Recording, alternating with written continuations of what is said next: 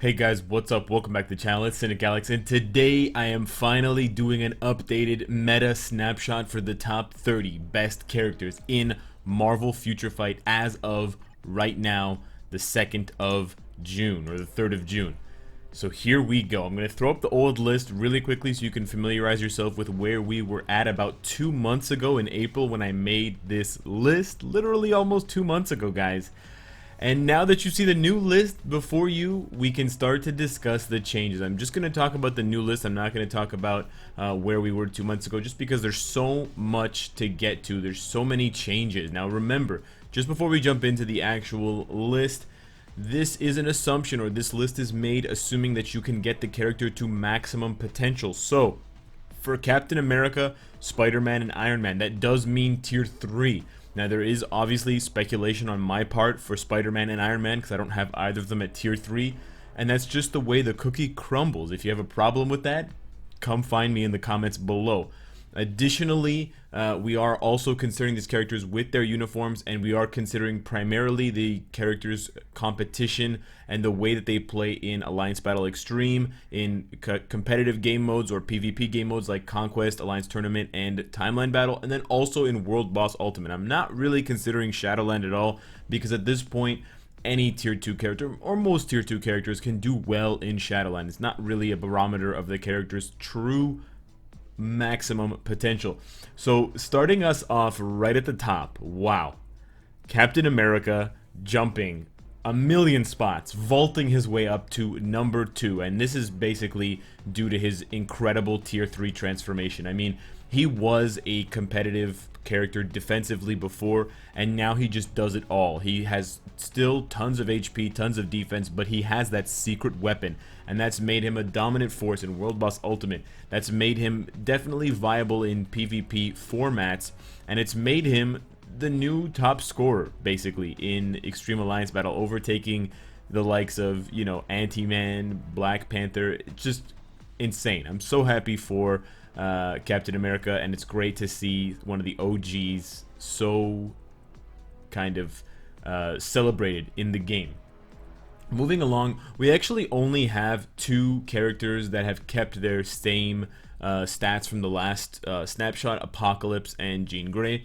I think Jean Grey has kind of solidified herself until someone strong enough comes around, perhaps with her tier 3 passive Scarlet Witch. I don't think anyone's dethroning Jean Grey anytime soon with all of the different weapons that she has. Apocalypse, the curious thing was I wanted to move him down, I wanted to move him around, but I just couldn't really justify it.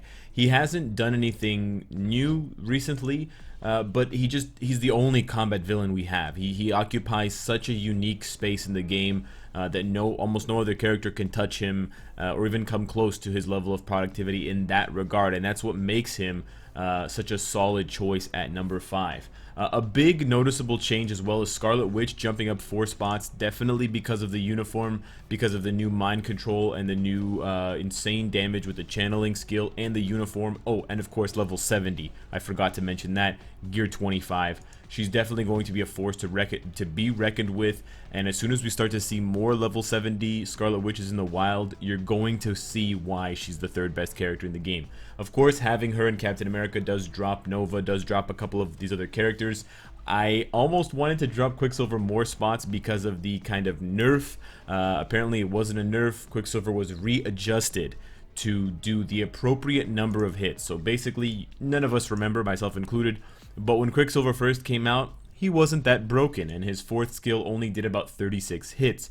But then somewhere around the Luna Snow or Black Panther update, he got glitched, or he got kind of tinkered with unintentionally, and his 4th skill, along with a couple of other characters' skills like Shang-Chi and original Thanos No Uniform, started doing more hits than they were supposed to do, and so he ended up doubling from 36 to 72 hits, I believe, and that, as you can guess, really multiplied his damage. So now they've changed it, they've brought him back down to earth, and yeah, he's still kind of annoying in Timeline, but it kind of makes sense why I wasn't dominating Proxima more with him, and why I felt as though he just wasn't crushing it as much as I expected him to be crushing it. So he has been moved down accordingly, but he's still definitely one of the best characters and still one of the most annoying characters no matter what. Another new one on the list, Winter Soldier, coming in at number 8. Definitely due to the uniform, in addition to all of the weapons that he's gotten with his Gear 25 level 70. He has some value in PvP, but it's hard to ignore his value in PvE. He completely obliterates World Boss Ultimate. He completely obliterates Extreme Alliance Battle. He dominates thoroughly 2 categories, and if he gets the fear off with the 5th skill, he can snipe anyone in the game and take them down in one shot. You gotta respect that. Spider-Man, again, number 9 on the list. He could potentially be higher or lower depending on how powerful his tier 3 passive is. I have mine at level 70, Gear 25. He's quite difficult to take down now with the additional levels and the additional stats, almost 30,000 HP, almost 30,000 physical attack. So I imagine that when he gets his tier 3, he's going to be a nuisance. Really quickly, I wanted to move Thanos up higher than 7 because he has become possibly again the number 1 character in PvP besides Jean Grey, so I thought that deserved a little bit higher than 7, but his PvE performance is just so average. His World Boss Ultimate, his Extreme Alliance scores, whatever, are just not great at all. They're not worth even a top 15 mention if this were only for PvE. So it's hard for me to balance those two things, but just beware. Thanos in PvP, he will hurt you, especially level 70 Gear 25 with the Mythic uniform.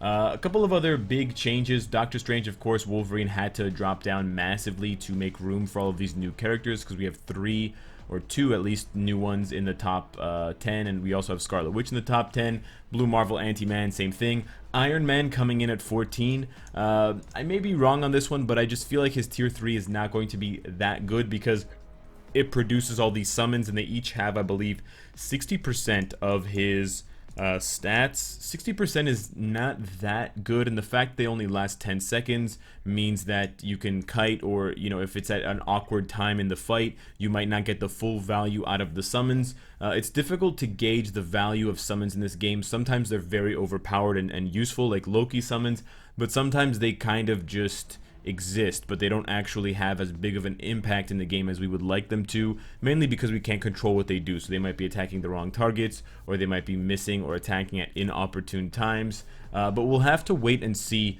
just how powerful he is at tier 3. I may need to adjust this list in about a month or so when I can get my hands on these characters at full capacity tier 3.